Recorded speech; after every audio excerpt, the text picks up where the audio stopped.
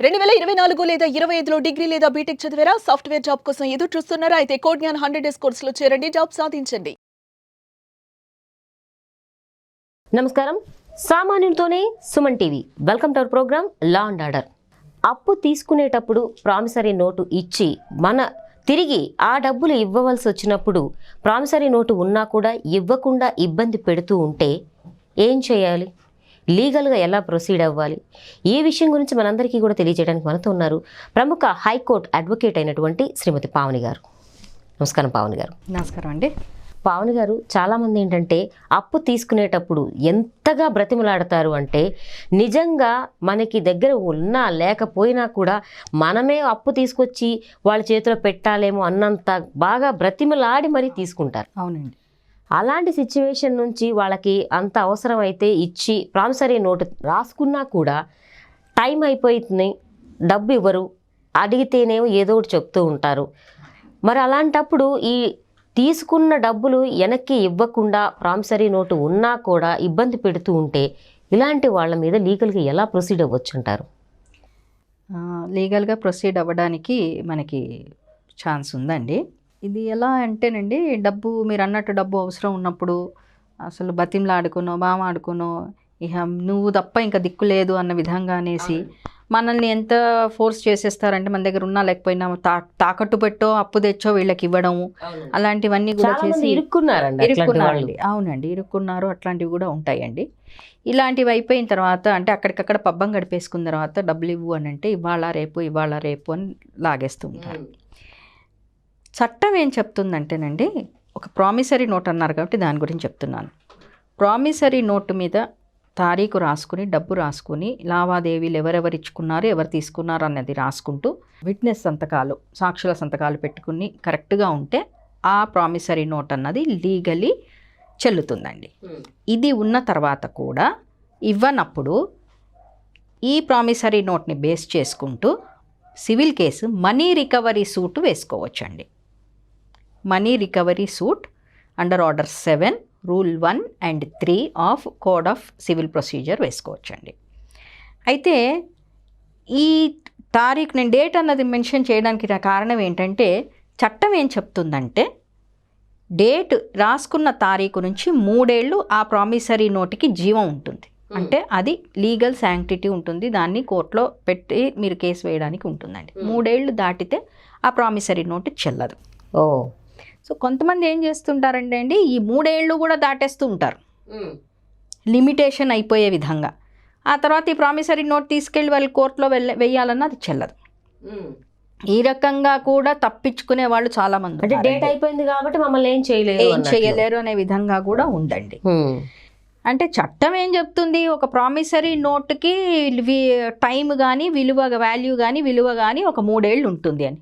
న్యాయంగా చూస్తే తీసుకున్న డబ్బులు ఎప్పటికైనా ఇవ్వాల్సిందే. అవునండి. ఓకే. అయితే ఇక్కడ ఏం చేస్తారంటేనండి, ఒకవేళ ప్రామిసరీ నోట్ డేట్ అయిపోతుంటే సదరు ఇచ్చిన వ్యక్తి తీసుకున్న వ్యక్తి దగ్గర నుంచి ఒక 1000 రూపాయలో ఒక 100 రూపాయలో తీసుకుని ఆ ప్రామిసరీ నోట్ వెనకాల రాసుకుంటారండి. నా 10,000 రూపాయలు ఇచ్చాను, అందులో ఈ రోజు నాకు 100 రూపాయలు ఇచ్చారు, ఇంకా నాకు 9,099 ఇవ్వాలి నాకు అని చెప్పి రాసుకుంటారు. అలా ఏమవుతుందంటే మళ్ళీ కొత్త డేట్ స్టార్ట్ అవుతుందండి. ఆ 100 రూపాయలు ఇచ్చిన రోజు నుంచి మళ్ళీ 3 ఏళ్ళు ఉంటుంది. సో ఇలా తెలివిగా ఇచ్చిన వాళ్ళు చేసేవాళ్ళు ఉన్నారు, తప్పించుకోవడానికి డేట్ అయిపోయేంత వరకు సాగదీసేవాళ్ళు, అప్పు తీసుకున్న వాళ్ళు ఉన్నారండి. కొంతమందిని చూసారండి బయట, అప్పు తీసుకునేటప్పుడు ఎట్లయితే మనం మాట్లాడుకున్నాం బ్రతిమలాడి తీసుకుని అడిగేటప్పుడు వాళ్ళ మీద ఫైటింగ్కి వెళ్ళిన వాళ్ళు కూడా ఉన్నారండి. అడిగితే చంపేస్తామని కూడా బెదిరించే వాళ్ళు ఉంటారు. మరి ఇలాంటప్పుడు ఏం చేయాలంటే, అయితే ఇక్కడ ఒకటి ఏంటంటే, ఆ మధ్యకాలంలో ఇట్లా చాలా ఎక్కువైపోయినాయి. అంటే మీకు కాల్ మనీ అని 10 రూపాయలకి వడ్డీ లెక్కనని తీసుకున్న వాటికి ఏం చేసిందంటే కోర్టు ఒక పాస్ చేసిందండి, గైడ్లైన్స్ పాస్ చేసింది. అప్పు ఇచ్చిన వాడు ఎవడు కూడా ఇంటికి వెళ్ళి దౌర్జన్యం చేయకూడదు అని చెప్పి, అలా చేస్తే మీరు వెంటనే పోలీసులని అప్రోచ్ అవ్వండి అని. పోలీసులు వచ్చి వీళ్ళ మీద కేసు పెట్టడం అట్లా జరుగుతూ ఉంటుంది. ఇది మీరు చెప్పేది ఇంకొక నెక్స్ట్ లెవెల్ అనమాట. ఇవన్నీ ఎప్పుడు అవుతూ ఉంటాయంటే కొంచెం పెద్ద అమౌంట్స్ ఉన్నప్పుడు కానీ, అట్లాంటి పరిస్థితుల్లో కాస్త వీళ్ళని బెదిరించడం, డబ్బు ఇచ్చిన వాళ్ళని బెదిరించడం, ఇంకో విధంగా కూడా వాళ్ళని డబ్బు అడగనీయకుండా చేయడం లాంటివి కూడా జరుగుతున్నాయి. అది అందరికీ తెలిసిన విషయమేనండి. అయితే ఇప్పుడు ఈ ప్రామిసరీ నోటు ఉండగా కూడా డబ్బు ఇవ్వనప్పుడు ఏంటి అని అంటే సూట్ ఫర్ మనీ రికవరీ అన్నది సివిల్ కేసు కోర్టులో వేసుకోవాలి.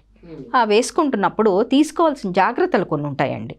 జనరల్గా ఇప్పుడు మేము ఒక కేసు చేస్తున్నాం, నా క్లయింట్ది ఏదో ప్రామిసరీ నోటు సంతకం పెట్టాడు, దాని మీద ఏం ఫిలప్ చేయలేదు, అతను ఏం ఫిలప్ చేయలేదు, 10 లక్షలు డబ్బులు తీసుకున్నాడు, 7 లక్షలు ఇచ్చేసాడు, ఇంకా 3 లక్షలు ఇవ్వాలి. ప్రాబ్లం ఏంటంటే అతను ఇచ్చిన దానికి రసీదు లేదు. ఇతను ఏం చేశాడంటే ఏమి రాయలేదు కదా, ఉత్తక సంతకం పెట్టేశాడు అంతే, నమ్మకం మీద. అతని ఫ్రెండ్ దగ్గర తీసుకున్నాడు, నమ్మకం మీద అలా ఇచ్చేయడం వల్ల ఇతను సంతకం పెట్టాడు, ఫిల్అప్ చేయలేదు. 10 లక్షల్ని 20 లక్షలు చేసేసి డబుల్ ద అమౌంట్ రాయలేదు కాబట్టి చేసేసి ఆ ప్రామిసరీ నోటు పెట్టుకుని ఇప్పుడు కేసు వేశారు. అంటే నేను మీకు చెప్పొచ్చేది ఏంటంటే ఈ ప్రామిసరీ నోటుని మిస్యూజ్ చేసే వాళ్ళు ఉన్నారు, ఈ విధంగా కూడా. అంటే డబ్బు ఇచ్చిన వాళ్ళు మిస్యూజ్ చేసే వాళ్ళు ఉన్నారు, డబ్బు తీసుకున్న వాళ్ళు మిస్యూజ్ చేసేవాళ్ళు ఉన్నారు. ఇలా 2 విధాలా ఉంటారు. సో 20 లక్షలు రాసేసి వేసేసిన తర్వాత మేమేం చేసామంటే అసలు 20 లక్షల రూపాయలు ఫలానా తేదీ అని రాసుకున్నాడు, ఫలానా తేదీకి 20 లక్షల రూపాయలు ఇవ్వడానికి నీకు దగ్గర అసలు ఆ డబ్బు ఉందా, అంత కెపాసిటీ నీకుందా? నా దగ్గర ఉంటే కదండి నేను మీకు ఇచ్చేది, లేకపోతే ఇవ్వలేను. పోనీ ఇప్పుడు ఇందాక మీరు అన్నట్టు డబ్బులు లేకపోయినా కూడా మనం అక్కడి నుంచో ఇక్కడి నుంచో ఏదో చేసి తీసుకొచ్చి సర్ది వాళ్ళకి సాయం చేస్తూ ఉంటామని ఏ విధంగా చేసాము? ప్రూఫ్ ఇవన్నీ లేనందువల్ల కేసు కొట్టేశారండి. అంటే ఒక్కవేళ నిజంగా డబ్బు ఇచ్చిన వాడికి తిరిగి ఇవ్వనప్పుడు వాళ్ళు తీసుకోవాల్సిన జాగ్రత్తలు ఏంటి? నువ్వు డబ్బు ఎంత ఇచ్చావో అంత ఇవ్వగలిగిన స్తోమత నీకు ఉంది అన్నది ప్రూవ్ చేసుకోవాలి. నువ్వు సివిల్ కేసు వేస్తున్నప్పుడు అది ఖచ్చితంగా చేసుకోవాలి. అదేవిధంగా డబ్బులు ఒక తీసుకున్నవాడు అంటే 10 రూపాయలు తీసుకుంటే 20 రూపాయలు క్లెయిమ్ చేస్తున్నప్పుడు అసలు ఇతనికి ఇంత డబ్బు ఇచ్చే స్తోమత లేదు, నాకు ఇచ్చింది ఇంత అని ఇతను ప్రూవ్ చేసుకోవాలి.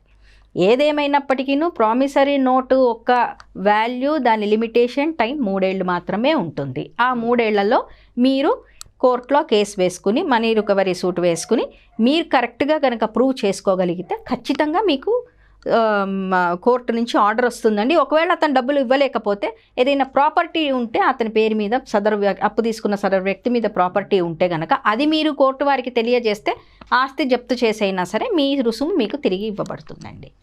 చాలా క్లియర్గా తెలియజేస్తారండి పావని గారు. ఎందుకంటే చాలామంది ఎక్కడ అంటే అతి దగ్గరగా ఉండేవాళ్ళు, బంధువులు కావచ్చు, మిత్రులు కావచ్చు, ఎంతో కాలంగా పరిచయం ఉన్న వాళ్ళు కూడా ఈ డబ్బుల విషయాల దగ్గరికి వచ్చినప్పుడు తీసుకునేటప్పుడు ఒకలా ఉంటారు, ఇచ్చేటప్పుడు ఇంకొకలాగా ప్రవర్తిస్తూ ఉంటారు, రిలేషన్స్ కూడా పోతూ ఉంటాయి, చాలా బాధపడే సందర్భాలు కూడా వస్తూ ఉంటాయి అంటే ఈ మనీ దగ్గర. అవునండి. సో మీరు చెప్పిన విషయాలు చూస్తుంటే ప్రామిసరీ నోటు ఇచ్చేటప్పుడు కానీ తీసుకునేటప్పుడు కానీ చాలా క్లియర్గా ముందుగానే అంత ప్రాపర్గా ప్లాన్ చేసుకుని కరెక్ట్గా ఇవ్వడం కానీ తీసుకోవడం కానీ చేయాలనేది అక్కడ అర్థమవుతుంది. థ్యాంక్ యూ అండి, థ్యాంక్ యూ సో మచ్. విన్నారు కదండి, ప్రామిసరీ నోటు ఉన్నా కూడా మనం ఎవరైతే తీసుకుంటారో ఆ డబ్బులు ఇవ్వకపోతే ఏ విధంగా లీగల్గా ప్రొసీడ్ అవ్వాలి, ఎలాంటి సమస్యలు వస్తాయి, ఆ ప్రామిసరీ నోటును రాసుకునేటప్పుడు కూడా ఏ విధంగా రాసుకోవాలి, ఇవన్నీ కూడా చాలా క్లియర్గా మనకు తెలియజేశారు కదా పావని గారు. ఈ వీడియో కూడా మీకు నచ్చుతుందని ఆశిస్తూ మరల కలుద్దాం. నమస్తే.